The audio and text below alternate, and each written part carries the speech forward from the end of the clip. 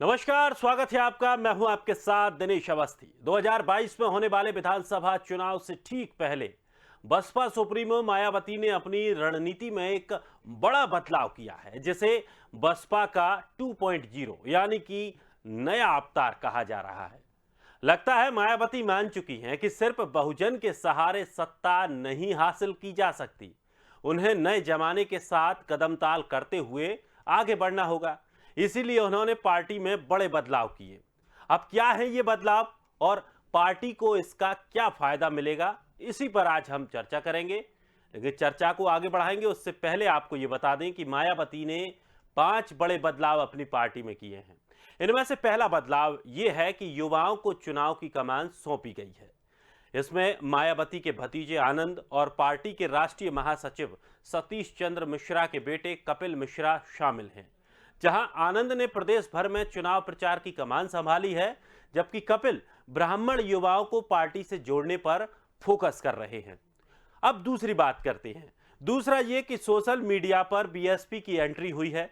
अब पार्टी ने social media का पाठ कॉलेज, यूनिवर्सिटी और हॉस्टल में पढ़ाने की तैयारी शुरू कर दी है। बसपा की नजर एजुकेशनल युवा छात्रों पर है। तीसरा यह है कि कभी ब्राह्मण और अन्य कुलीन समाज को मनुवादी कहने वाली मायावती की पार्टी अब ब्राह्मणों को साधने के लिए प्रबुद्ध वर्ग सम्मेलन करने में है। कभी हिंदू धर्म छोड़ बौद्ध धर्म अपनाने की बात करने वाली मायावती की पार्टी के नेता अब मंदिर मंदिर जाकर दर्शन कर रहे हैं। चौथा यह कि बसपा ने में मायावती के अलावा कोई बड़ा महिला चेहरा कभी चर्चाओं में नहीं रहा। अब तक बसपा में महिला नेताओं की कमी रही है। मायावती ही मुख्यमंत्री और पार्टी प्रमुख के रूप में महिलाओं का नेतृत्व करती रही हैं। लेकिन अब कल्पना मिश्र को आगे कर महिलाओं के बीच पैठ बनाने की पहल भी की जा रही है। और ऐसा पहली बार हो रहा है जब बसपा में मायावती के अलावा किसी महिला की बात की जा रही हो। पांचवा और आखिरी ये कि बसपा विधानसभा चुनाव भी करीब 50% युवाओं को टिकट देने की तैयारी भी कर रही है। और ये कहा जा रहा है कि बसपा के इस नए अवतार के पीछे चंद्रशेखर उर्फ रावण हैं। चंद्रशेखर का दलित युवाओं में क्रेज बढ़ता जा रहा है। रावण के इसी क्रेज को काउंटर करने के लिए बसपा भी अब युवाओं पर दांव लगाने की तैयारी कर रही है। लेकिन ये 5 सूत्र जो मायावती ने तैयार किए हैं, ये कितने फायदेमंद होंगे, कितने लाभप्रद होंगे और जो दूसरे दल हैं उनके लिए उनसे कितना नुकसान होगा, ये बड़ी सोचने वाली बात है। इसी विषय को लेकर आज हम चर्चा करने वाले हैं। मेहमान हमारे साथ जुड़ रहे हैं। हमारे साथ केसी जैन साहब, नेता बीजेपी से, आमिर खान नेता समाजवादी पार्टी से और शमसुल हुदा खान प्रवक्ता बीएसपी से। सभी मेहमानों का बहुत बहुत स्वागत है हमारे कार्यक्रम में। पहला सवाल मेरा केसी जैन साहब आपसे है। मायावती ने बड़ी तैयारियां की हैं और खास करके जो उनका एक नया अवतार अब आ रहा है जिसको 2.0 कह रहे हैं, युवाओं को मौका, युवाओं की ज़्यादा हिस्सेदारी, महिलाओं की भी हिस्सेदारी और पिछले उनकी जो कुछ ही समय से पहले जो उन्होंने एक तैयारी की थी प्रबुद्ध वर्ग को साधने की और युवाओं को साधने की, तो ये तमाम जो तैयारियां की जा रही हैं इसको आप किस तरीके से देखते हैं? बसपा इसका कितना लाभ ले पाएगी?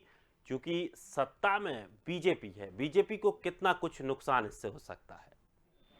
देखिए दिनेश जी, हर एक पार्टी की अपनी एक स्ट्रेटजी होती है और चुनाव आते आते पक्ष विपक्ष को देखते हुए सामने कौन सी पार्टी क्या मुद्दे लेकर के आ रही है, बाकी पार्टियां भी कहीं ना कहीं इसी उन्हीं मुद्दों के आसपास चुनाव लड़ने की कोशिश करती है। तो ऐसे में जब बहन मायावती जी को ये लग रहा है कि भारतीय जनता पार्टी की सरकार केंद्र में जिन मुद्दों को लेकर के केंद्र में है, जिस प्रकार से उत्तर प्रदेश में काम करके भारतीय जनता पार्टी उत्तर प्रदेश में ये बहुमत जो है 325 से सीटें लेकर के उत्तर प्रदेश में भारतीय जनता पार्टी की सरकार बन गई, तो ऐसे में क्या कारण है कि हम चिपकते जा रहे हैं? तो अच्छी बात है। देखिए, जहाँ पे बहन मायावती जी अपना कहीं ना कहीं मंथन कर रही है और अपनी स्ट्रेटजी चेंज कर रही है, वहीं आप देखिए समाजवादी पार्टी का एकदम अड़ियल रवैया है और कहीं पर भी वो अपने गिरेबान में झांकने की कोशिश नहीं कर रहे हैं कि क्या कारण रहा जो कि हम लगातार चुनावों को हार रहे हैं। तो बहन मायावती ने कम से कम मंथन किया। अगर युवाओं को आगे लेकर के आ रहे अच्छी बात है, महिलाओं को आगे लेकर के आ रही अच्छी बात है, लेकिन एक बात पे बिल्कुल जनता उस चीज को स्वीकार नहीं कर सकती है वो ये कि हम ब्राह्मणों के साथ में हैं, हम सवर्णों के साथ में हैं और हम सबके लिए काम कर रहे हैं। देखिए, बहन मायावती जी का जो कार्यकाल रहा जो है 2012 तक, तो जो 2007 से 2012 तक बहन मायावती जी का कार्यकाल रहा, उसमें स्पष्ट रूप से देखने को जो मिला कि जो बहन मायावती जी का पहले से जो नारा था, उसी पे कहीं ना कहीं सरकार काम करते हुए दिखाई दी। उनका नारा था कि तिलक तराजू और तलवार, इनको फलाओ, इनको धमाका, तमाम सारे इस तरीके की बयानबाजी, तमाम सारी सुस्तियां उभर करके सामने आई और उन्हीं पे उनकी सरकार काम करते हुए दिखाई दी।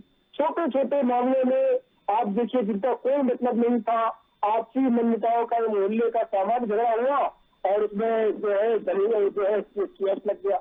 आप ये भी देखिए, अगर ट्रेन में कोई दो व्यक्ति सफर कर रहे हैं, उनका दो का झगड़ा हो जाए, उसमें से एक सवर्ण है, दलित है, तो उसको क्या पता है दलित है, उसको तो नहीं पता है दलित है, फिर भी वहां पे भी एसटी एसटी एक्ट तो वहां लगता है जहाँ जानबूझ करके जांच सीधे कर दिए गए और उसको पता है कि फला जाति का है। लेकिन साहब, लेकिन जैन साहब, SC ST की सबसे ज्यादा पैरोकारी अगर किसी ने की है तो वो वर्तमान की केंद्र सरकार ने की है। एक्ट को लेकर बात कर रहा हूँ, समाज की भलाई के लिए हर कदम उठाना चाहिए, बहुत अच्छी बात है, लेकिन जिस तरह से SC ST एक्ट को लेकर के बीजेपी का और केंद्र सरकार का जो रवैया रहा है, वो बहुत ज्यादा हितैषी बनने का रहा है।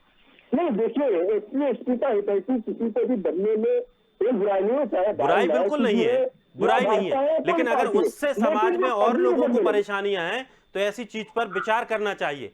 सुप्रीम कोर्ट साफ तौर पर कह चुका था कि ये सही नहीं है, लेकिन आपने कानून बनाया उसको लेकर। नहीं, इसको लागू करती है प्रदेश सरकारें और इसकी मॉनिटरिंग भी प्रदेश सरकारें करती है। तो प्रदेश सरकार ने जिस प्रकार से 2007 से लेकर के 2012 तक का जो बहन जी का शासनकाल रहा, और बहन जी ने क्या कहा, मैं तो उन्हें दलितों के लिए ही काम किया, दलितों के लिए काम किया होता तो कम से कम दलितों को सजग बनाने का काम करती, लेकिन क्या किया, मूर्ति लगवा देने से, अपनी मूर्ति लगवा देने से या श्री काशीराम जी की मूर्ति लगवा देने से दलितों का कल्याण हो जाएगा? दलितों के लिए भी कोई योजना नहीं। उनके मंत्री बंदरबाज करते रहे। नसीरुद्दीन सिद्दीकी जी का बयान भी उधर करके सामने आया और उन्होंने पार्टी भी छोड़ी। कितने लोगों ने पार्टी छोड़ी, चाहे प्रसाद भैया जी हो और जो है ये आपके जिन्होंने सब सारी चीजों का खुलासा किया, उनको लेकर के हो आप, और चाहे पाठक जी को लेकर के, और तमाम सारे लोगों को उन्होंने तो पार्टी से निकाल दिया और या फिर पार्टी छोड़ दिया। जिसने भी जो है पार्टी के अंदर शिष्टता बनाए रखने की बात कही, जिस भी व्यक्ति ने पार्टी के अंदर कमियों को उजागर करने की बात कही, जिस भी नेता ने कहा कि बहन जी आपको मंथन करने की आवश्यकता है कि आप से लगातार हार रहे हैं चुनाव, चाहे लोकसभा हो चाहे विधानसभा हो, और फिर गठबंधन को लेकर के इनकी पार्टी ने जब सवाल इनकी पार्टी के लोगों ने उठाया कि आपने उस पार्टी से गठबंधन कर लिया और समाजवादी पार्टी से, जिसको आप पानी पी के गालियां दे रही थी और जिसको आप कहती थी कभी माफ नहीं करेंगे मुराद सिंह को, जिसको आप गेस्ट हाउस कांड को, और चुनाव के बाद फिर मुराद ने कहा कि हम गेस्ट हाउस कांड को कभी नहीं दे सकते, और जिसका इन्होंने साथ लिया, जिसके बल पे इनके पास में लोकसभा में 80 सीटें आ गई, 3 से 5-10 सीटें आ गई, उस पार्टी को भी गाली दे रही है। तो कुल मिला करके जो बहन जी का एटीट्यूड रहा, न पार्टियों के साथ ठीक रहा, न तो आम जन के साथ में ठीक रहा। चलिए, लेकिन आज हम उनकी नई रणनीति को लेकर चर्चा कर रहे हैं। उनका अब उभरा है ग्रामीण प्रेम, लेकिन साथ साथ जब 5 साल से उनकी सत्ता रही तो कहीं कोई ब्राह्मणों का हित करते हुए नहीं। आमिर खान जी, तब तो ये रहा था, आमिर जी आप तक आवाज पहुंच रही है मेरी? ये मनवादी है और आज ये मनवादी अच्छे हो गए। आमिर जी आप तक मेरी आवाज पहुंच रही है? हाँ, पहुंच रही है। आमिर जी, किस तरह से आप देखते हैं जो बहुजन समाज पार्टी एक नए अवतार में अब आने वाली है, तमाम बदलाव सुप्रीमो मायावती ने किए हैं, युवाओं को चांस देने की बात कही जा रही है, ज़्यादा से ज़्यादा टिकट भी युवाओं को देने की बात कही जा रही है, क्योंकि पहले एक ही महिला रहती थी इकलौती, अब और महिलाओं को भी शामिल करने की तैयारी की जा रही है। तो जिस तरह से जो एक नई रणनीति के तहत बसपा आगे बढ़ रही है, क्या लगता है आने वाले ये चुनावों में कितना कुछ बसपा इसका फायदा ले पाएगी, और जो अन्य दल हैं, बीजेपी है, समाजवादी पार्टी है, इनको कितना नुकसान हो सकता है? आपको बहुत बहुत धन्यवाद कि आपने हमें अपने साथ 2 मिनट बात कहने का अवसर दिया। क्या युवा पहली बार हिंदुस्तान के अंदर आया है, उत्तर प्रदेश के अंदर आया है? सवाल ये होना चाहिए। इनकी सरकार, मैं किसी सरकार पर कटाक्ष नहीं करना चाहता, क्योंकि मैं समाजवादी पार्टी का एक कार्यकर्ता हूँ। क्या इनकी सरकार 1995 में जब बनी थी तब युवा नहीं थे क्या इस प्रदेश के अंदर? तब ब्राह्मण नहीं थे, अन्य जातियां नहीं थी क्या इस प्रदेश के अंदर? 97 में जब इनकी सरकार बनी तो युवा नहीं थे क्या है इस देश के अंदर, इस प्रदेश के अंदर? 2002 में जब इनकी सरकार बनी बहन जी की, तो मैं किसी पार्टी पर कटाक्ष नहीं करता। ये उनका मैनिफेस्टो है, ये उनका कार्यक्रम है कि वो कैसे पार्टी को जोड़े, पार्टी कैसे मजबूत हो, ये उनका विषय है। हम समाजवादी पार्टी के कार्यकर्ता हैं, हम अपने काम पर समाजवादी पार्टी खड़ी हुई। ये माननीय मुलायम सिंह यादव और अखिलेश यादव के मैनिफेस्टो जो उनके काम बोलता है, उस पर समाजवादी पार्टी काम कर रही है। कौन युवाओं को जोड़ रहा है और कौन ब्राह्मण को जोड़ रहा है, कौन ठाकुर, हर पार्टियां इसी पर काम कर रही हैं। क्योंकि सवाल पार्टी के जोड़ने का नहीं है, सवाल इसका है कि जो बेरोजगार नौजवान इस प्रदेश में घूम रहा है, वह किसी भी जाति का हो, वो किसी भी समुदाय का हो, तो सवाल सरकार की पहली प्राथमिकता होनी चाहिए। सरकार की पहली प्राथमिकता होनी चाहिए कि उनको रोजगार मिले कैसे।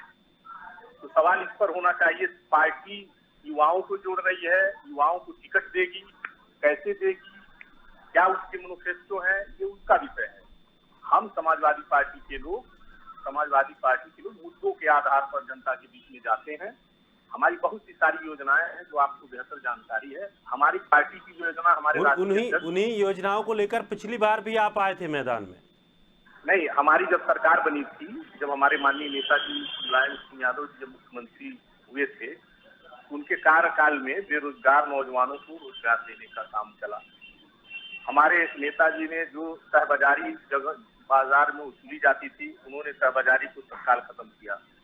हमारी सरकार ने, आपने देखा होगा, हमारे राष्ट्रीय अध्यक्ष बैठ न जाइए, सामने आइए, चाहे वह शिक्षा के क्षेत्र में हो, चाहे वह शिक्षा के क्षेत्र में हो, कोई भी ऐसा क्षेत्र नहीं, चाहे बेरोजगारी के क्षेत्र में हो, चाहे नौजवानों को रोजगारी देने की बात आई हो, कहीं भी हमारे राष्ट्रीय अध्यक्ष जी ने जो कहा उसको करके दिखाया। अब भाजपा क्या कर रही है? भाजपा की सरकार है, जो सत्ता में सरकार है, उसकी कार्यशैली को आप बखूबी देख रहे हैं, पहचान रहे हैं, जान रहे हैं।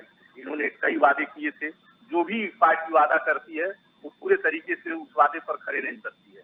लेकिन समाजवादी पार्टी एक ऐसी पार्टी है जो कहा उसको करके दिखाया है। चलिए, शमसुल हुदा खान साहब भी हमारे साथ जुड़ गए हैं, प्रवक्ता है बहुजन समाज पार्टी से। शमसुल साहब, 5 सूत्रीय तैयारियां बीएसपी कर रही है, कितना लाभप्रद बीएसपी के लिए ये 5 सूत्रीय कार्यक्रम रहेंगे? हालांकि अभी समाजवादी पार्टी के प्रवक्ता ने साफ तौर पर कहा कि क्या इससे पहले युवा नहीं होते थे क्या उत्तर प्रदेश में, क्या इससे पहले महिलाएं नहीं थीं, जो अब जोड़ने की तैयारी कर रहे हैं आप? जी, सबसे तो पहले सर धन्यवाद दूंगा मैं, और बहुजन समाज पार्टी के आईकान बाबा साहब डॉक्टर अम्बेडकर, माननीय काशीराम को अपना श्रद्धा सुमन अर्पित करता हूँ, और बहन मायावती जी को दीर्घायु और पुनः अगली बार मुख्यमंत्री बनने की कामना करता हूँ। सर, पहली बात तो ये है कि बहुजन समाज पार्टी ये पार्टी नहीं है, ये मिशन है। यहाँ से नेता लोग पैदा होते हैं और जब कुछ लायक हो जाते हैं तो वो दूसरे दलों में चले जाते हैं, चाहे वो भाजपा के हों चाहे सपा के हों। इन लोगों के पास जो भी नेता हैं उसमें हमारे इंडस्ट्रीज से, बहुजन समाज की फैक्ट्री से, जिसको माननीय काशीराम साहब ने और बहन मायावती जी ने एक कुम्हार की तरह नेता बना दिया, तो वो अब दूसरे जगह जल लेने चले गए। उसमें थोड़ी सी खुददारी का मसाला भी मिला दीजिए, जिससे कि आगे जाकर के कहीं दूसरे दलों में शामिल ना हो। जी सर, उनको खुददारी होनी चाहिए। और जहाँ तक सर एक चीज बता दें, अभी हम सुन रहे थे कि नौजवानों को और महिलाओं को, मैं आपको बता दूं सर कि 1995 में और 97 में जब सरकार बनी थी तो ये मऊ जनपद से हमारे राजेंद्र प्रसाद जी अनुसूचित समाज के थे, इनको बहन जी ने कैबिनेट मंत्री, राजस्व मंत्री बनाया था, जो एकदम नौजवान। श्यामलाल यादव जी पढ़लगंज के रहने वाले थे, यादव समाज के, पिछड़े समाज के थे, उनको बहन जी एकदम नौजवान थे, उनको स्वतंत्र प्रभार देकर श्रम मंत्री बनाया था। माननीय परशुराम वर्मा जी एकदम नौजवान थे जब बहुजन समाज पार्टी की सरकार बनी थी, बहन जी ने उनको मंत्री भी बनाया, उसके बाद उनको विधानसभा का अध्यक्ष भी बनाया। तो पाठशाला है बहुजन समाज पार्टी, नौजवानों को दिया जाता है, यहाँ पे ट्रेनिंग दी जाती है किस चीज की, कि हम अच्छा समाज पैदा कर सकें, हम अच्छा अपने देश के लिए काम कर सकें और समाज को पैदा करके भारत और प्रदेश की जो बदहाली है उसको खुशहाली में बदला जा सके। मैं दावे के साथ कह सकता हूँ कि उत्तर प्रदेश में अगर कोई विकास का काम हुआ है, लॉ एंड ऑर्डर मेंटेन हुआ है और उत्तर प्रदेश में अगर नई योजनाएं लागू की गई हैं तो निसंदेह दूसरी बहन कुमारी मायावती जी ने लागू किया। इसी के नतीजे पर पूरे विश्व के लोग उनको आयरन लेडी पार्टी के साथ करेंगे या किसी और के साथ करेंगे? जी सर, पार्टियों से आपका होगा इस बार? जी सर थोड़ा सा, हाँ क्या कह रहे हैं सर, थोड़ा सा एक बार और। मैं पूछ रहा हूँ आपसे कि बहन जी इस बार गठबंधन कौन कौन सी पार्टी से करेंगी, सपा से करेंगी कि नहीं करेंगी? नहीं सर, एक चीज बताते हैं कि बहुजन समाज पार्टी को आप इतिहास देख लीजिए, जब भी बहुजन समाज पार्टी के विधायक रूप से गए हैं बहुजन समाज पार्टी अपने नए फ्लेवर में, नए तेवर में और बहुत ही मजबूती से वापस आई है। चाहे आप पहली बार देखें, दूसरी बार देखें, तीसरी बार देखें, बहन जी ने साफ कह दिया है कि बहुजन समाज पार्टी किसी का समर्थन नहीं करेगी। सरकार बनने की नौबत आएगी तो जिसको गर्ज होगा वो बहुजन समाज पार्टी को समर्थन देगा। हमारी नेता बहन मायावती जी उत्तर प्रदेश की मुख्यमंत्री बनेंगी। बहुजन समाज पार्टी को समर्थन देने के लिए नहीं बनी है, क्योंकि बहुजन समाज पार्टी एक मिशन है, एक नीति है। बहुजन समाज पार्टी एक दिशा दशा बदलने का काम करती है। अभी नौकरी की बात हो रही है, बहुजन समाज पार्टी ने आप सोचिए गरीबों को नौकरी दिया। आप जाइए, पिछले सरकार में बहन जी ने एक रास्ता निकाला युवाओं को नौकरी देने का। बहन जी ने किसकी लगवाई नौकरियां भी, मोदिया किसकी लगवाई? हम बता रहे हैं सर, वो भी बता रहे हैं सर। और ये पैसा जो खर्च हुआ वो पैसा किसका पैसा था? ये इसी गरीब जनता का पैसा था, आम आदमी का पैसा था, टैक्स का पैसा था। एक करोड़ रुपए का घोटाला हुआ, जो एक हाथी खरीदने में करोड़ों रुपए घोटाला हुआ, इसका जिम्मेदार कौन है? मुझे इसका जिम्मेदार नहीं है क्या? आपने एक हाथी खरीदने में करोड़ों रुपए घोटाला कर दिए। ऐसा है, घोटालों का जिम्मेदार कौन है? ऐसा है कि हाथी खरीदने में कोई घोटाला नहीं हुआ, हाथी खरीदने में कोई घोटाला नहीं हुआ है। घोटाला अगर खोजना है तो आपको बीएसपी और के में नहीं मिलेगा, समाजवादी पार्टी और भाजपा के लोगों में घोटाला मिलेगा। आप घोटाला खोजना तो चाहे। आपके मंत्री बर्खास्त हुए, आपके हमारे घोटाले में जेल गए, आप भूल गए? नहीं, देखिए वो पारदर्शिता है मेरे। अच्छा, ये मेरे सरकार की पारदर्शिता है। बहन ने ईमानदारी से जिसने गलत किया उसको बहन ने सजा दिया। बहन जी ने किसी भी मंत्री को बख्शा नहीं है। आप देखो दीजिए, बहुजन समाज पार्टी नेताओं को घोटाले तो आप किए, पूरी सरकार ने मिलकर घोटाला किया। जो मंत्री घोटाला कर रहा है तो मुखिया क्या कर रहा है? नहीं, हमारे घोटाले नहीं किए हैं। नौकरी कहाँ से देंगे आप? नौकरियां पैसा पूरा जो है घोटालों में रंडोमात हो जाएगी। आपके नसीमुद्दीन सिद्दीकी जी ने वीडियो वायरल किया, ऑडियो वायरल किया कि बहन जी पैसा लेती है टिकट के नाम पर, वो भी तो चलिए ठीक है, करके मान लो उसको। लेकिन जो सरकारी पैसा, जो आपके पास पैसा गाड़ी कमाई का, जनता का टैक्स का पैसा था, जो नेताओं से पैसा आपने नहीं लिया, उस पैसों को पार्क बनवाने के नाम पर, हाथी खड़ी करने के नाम पर, बहन जी की मूर्ति लगवाने के नाम पर आपने कहाँ को घोटाला कर दिया। एक तो सरकारी पैसे से आपने आप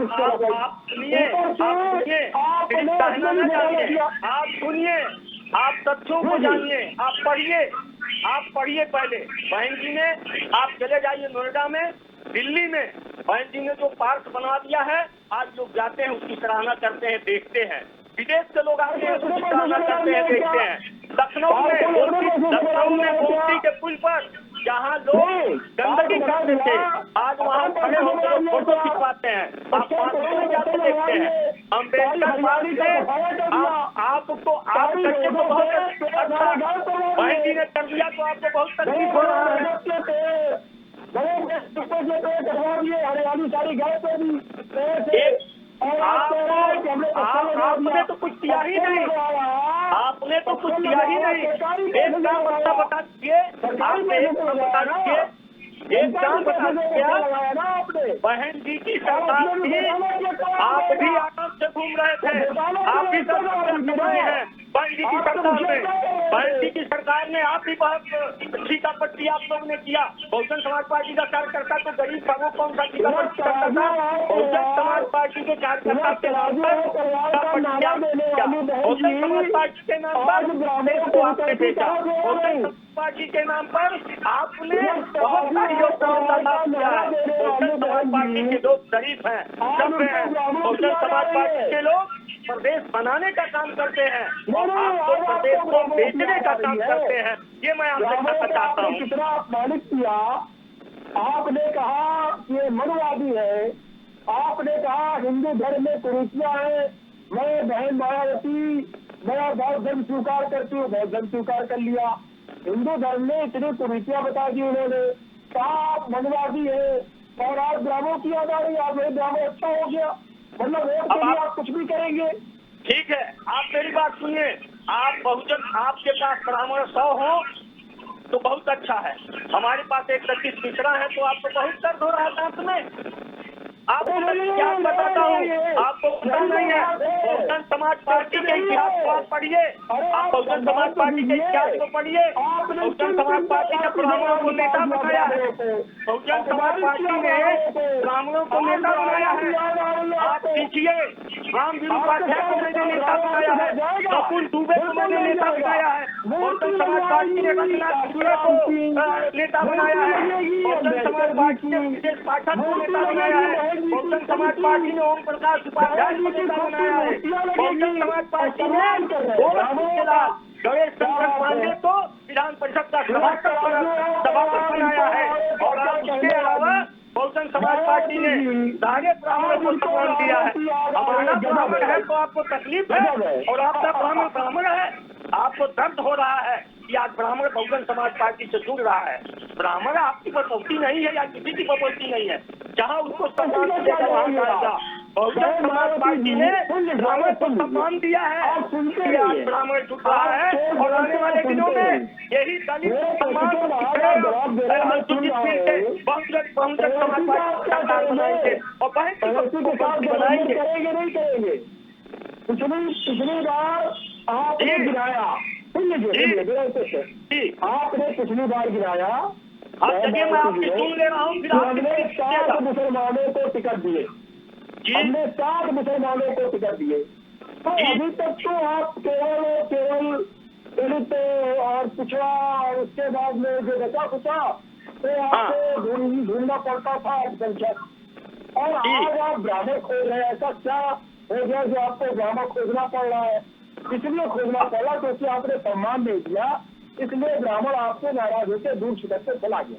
कहीं देखिए, अब आपको बता दूं कि हमारे दल से ब्राह्मण कहीं छिटक के नहीं गया है। बहुजन समाज पार्टी का जो ब्राह्मण है वो बहुजन समाज पार्टी में है। आप देख लीजिए, साफ और स्वच्छ छवि के गणेश शंकर पांडे हमारे साथ लगे हुए हैं। आप देख लीजिए, सतीश चंद्र मिश्रा हमारे साथ लगे हुए हैं। आप देखिए तो हमारे वहाँ बेदाग छवि के लोग रखे जाते हैं।